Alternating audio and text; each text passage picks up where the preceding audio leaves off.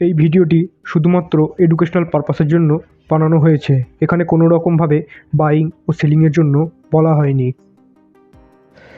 আজ মার্চের 5 তারিখ। আজ নাজারা টেকনোলজিসে একটি সেল ট্রেড নেই। সেল ট্রেড নেওয়ার লজিকটি আমরা দেখে নেই। তো আজ নাজারা টেকনোলজিস সেল করার কারণগুলো দেখে নেই। তো ফার্স্ট কারণ হলো, আজ নিফটি কিন্তু গ্যাপ ডাউন ওপেনিং হয়। দেখুন, নিফটি কিন্তু বেশ গ্যাপ ডাউন ওপেনিং হয় এবং প্রাইস কিন্তু ওপর থেকেও রিজেকশান আসে এবং নিচ থেকেও রিজেকশান আসে।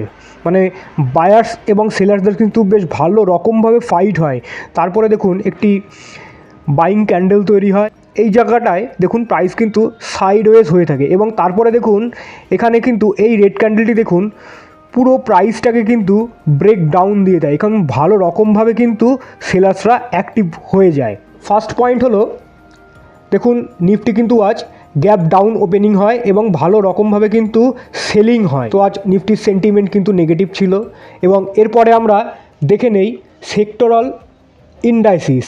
আমরা যেহেতু আজকে আইটি সেক্টরে ট্রেড নেই, তো দেখুন আইটি সেক্টরও কিন্তু গ্যাপ ডাউন ওপেনিং হয় এবং বেশ ভালো রকমভাবে কিন্তু সেল হয়। তো এখান থেকেও আমরা একটি ভিউ পেয়ে গেলাম যে আজ মার্কেট ডাউন, সেক্টর ডাউন। তো আমরা সরাসরি স্টকে চলে যাব।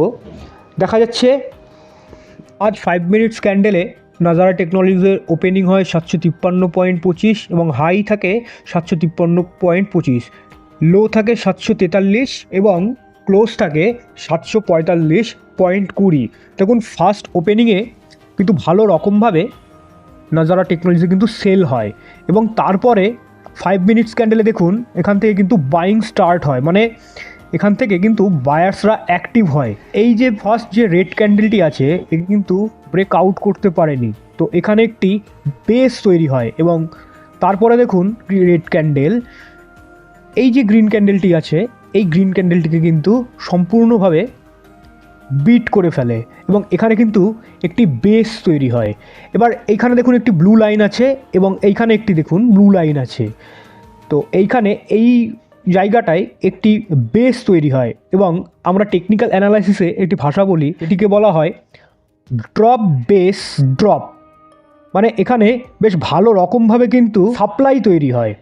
তো এই কারণে এইখান থেকে একটি সেল ট্রেড ইনিশিয়েট হয় এবং প্রাইস অ্যাকশনও কিন্তু lower high lower low indication দিচ্ছে এবং আমাদের ভিউ অ্যাপ কিন্তু সেম ইন্ডিকেশান দিচ্ছে যে এখানে কিন্তু বেশ ভালো রকমভাবে কিন্তু সেল হচ্ছে। তো এই কারণে আমরা এখান থেকে সেল করি এবং আমাদের প্রায় 1%-এর মতন টার্গেট থাকে। তো আমাদের 1%-এর মতন টার্গেট কিন্তু অ্যাচিভ হয় এবং এরপরে দেখুন কিন্তু এখান থেকে একটি পুলব্যাক হয় এবং এইখানে ঠিক এই ক্যান্ডেলটিতে দেখুন এখানে কিন্তু একটি সাপোর্ট তৈরি হয়েছে। এখানে দেখুন বায়ার্সরা কিন্তু অল্প অল্প করে অ্যাক্টিভ হচ্ছে এবং বেশ ভালো রকমভাবে কিন্তু পরের ক্যান্ডেলে কিন্তু ব্রেকআউট দিয়ে দেয়। তো যেহেতু আমাদের টার্গেট এখানে অ্যাচিভ করে যায়, তো আমরা পজিশন থেকে এক্সিট করি এবং যারা অ্যাগ্রেসিভ ট্রেডার বা অ্যাগ্রেসিভ ট্রেড করতে চাইছেন তারা এখান থেকে এই পয়েন্টের ব্রেক ডাউনেও কিন্তু এন্ট্রি নিতে পারেন এবং ছোট এসএল ও ছোট টার্গেট দিয়ে কিন্তু তাদের টার্গেট বুক করতে হবে। মতো আমরা 10টা 10-এ এখানে কিন্তু আমরা টার্গেট পেয়ে যাই। তো এইভাবেও ড্রপ বেস ড্রপ দিয়েও সাপ্লাই দেখেও আপনারা ট্রেড করতে পারেন। Thank you.